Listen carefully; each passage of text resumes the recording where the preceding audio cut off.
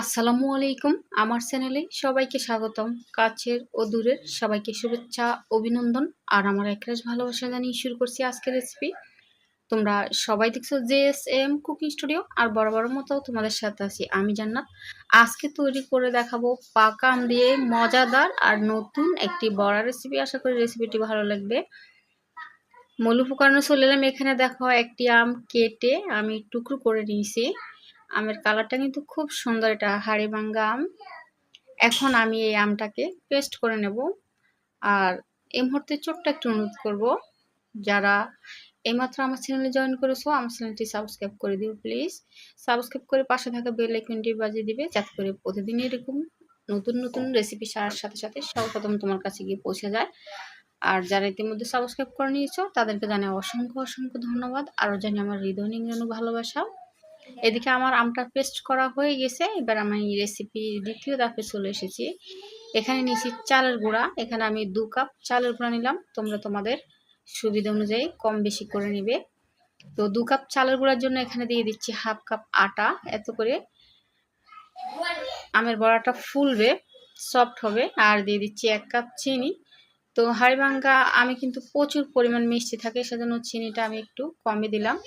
আর দিয়ে দিচ্ছি হাফ চা চামচ লবণ। এবারে দিয়ে দিচ্ছি হাফ চা চামচ খাবার সোডা।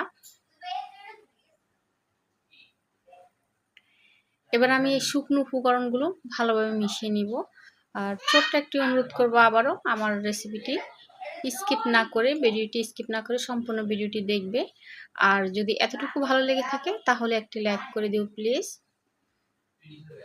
তোমার একটি লাইক আমার এই রেসিপিটা অন্যদের কাছে পৌঁছাতে সাহায্য করে।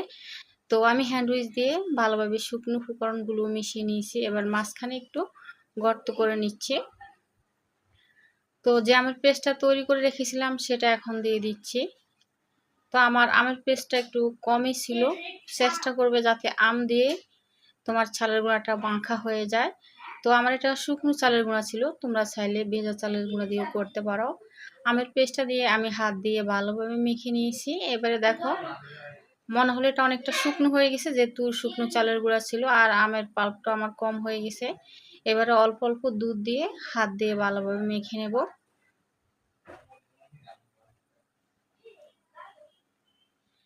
তো আমি মেখে নিচ্ছি।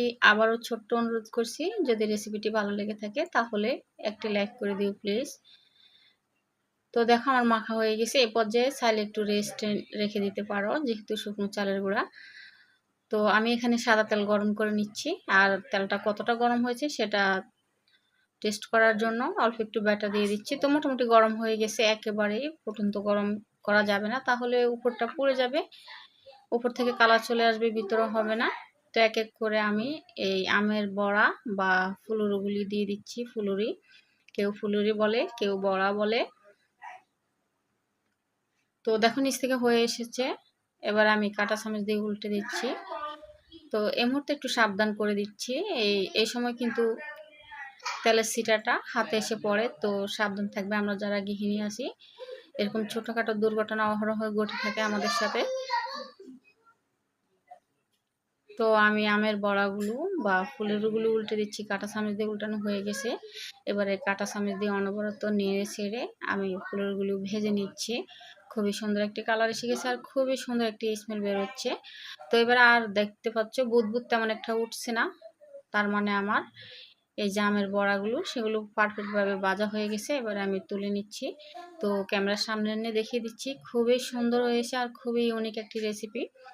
তালের বড়ার পরে এই আমের বড়াটা তৈরি করে বাসার সবাইকে তাক লাগিয়ে দিতে পারো। আর যেহেতু এখন আমের সিজন, বাজারে কিন্তু অ্যাভেলেবেল আম, দামটাও হাতের নাগালে আছে। তো খুব সহজেই এই আমের বড়া তৈরি করে বাসার সবাইকে খাইয়ে দিতে পারো।